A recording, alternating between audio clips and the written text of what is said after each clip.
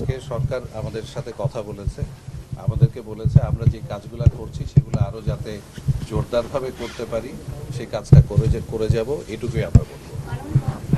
সরকার বলতে কার সাথে কথা বলেছে? সরকারের কোন পর্যায়ে? আমরা সরকারের সাথেই কথা বলেছি।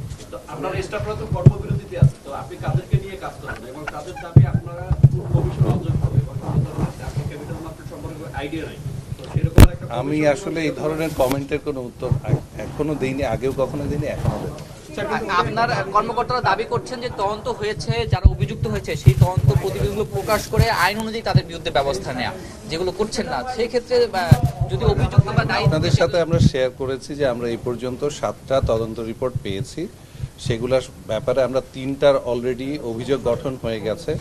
যখন আমাদের এনফোর্সমেন্ট অ্যাকশনটা শেষ হবে তখন আমরা তদন্ত প্রতিবেদন আপনারা আমাদের ওয়েবসাইটে পেয়ে যাবেন। আমাদের তদন্ত তো সমস্ত কিছু 2024 সাল পর্যন্ত যে সমস্ত অনিয়ম এবং দুর্নীতি হয়েছে, তো কাজেই যেখানে তারা এটাতে যারা ক্ষতিগ্রস্ত হচ্ছে তাদের তো অবশ্যই সেখানটায় তাদের ইন্টারেস্ট আছে এই তদন্ত যাতে ব্যাহত হয়।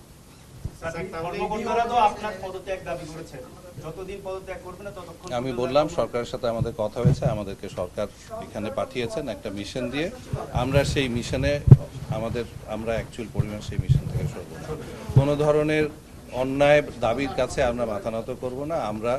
আমরা যেই কাজটা নিষ্ঠার সাথে এবং নিয়মনীতির সাথে করে যাচ্ছি সেই কাজটা আমরা করে যাচ্ছি।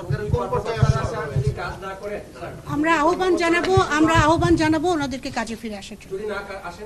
সেটা দেখা যাবে, আমরা আহ্বান জানাবো, আমরা আমাদের চেষ্টা চালিয়ে বলা হচ্ছে যে সরকারি যে নিয়মতান্ত্রিক ভাবে অবসরে পাঠানোর কথা সেই নিয়মটা মানা হচ্ছে না। মানা হয়েছে সমস্ত কিছু নিয়ম মেনেই যা কিছু করা হয়েছে সেই কাজগুলো স্বতন্ত্র পরিচালক নিয়োগের ক্ষেত্রে স্যার বিভিন্ন কোম্পানিতে সেখানে স্বজনপ্রীতির অভিযোগ আনা হয়েছে আপনাদের। একেবারেই মিথ্যা অভিযোগ।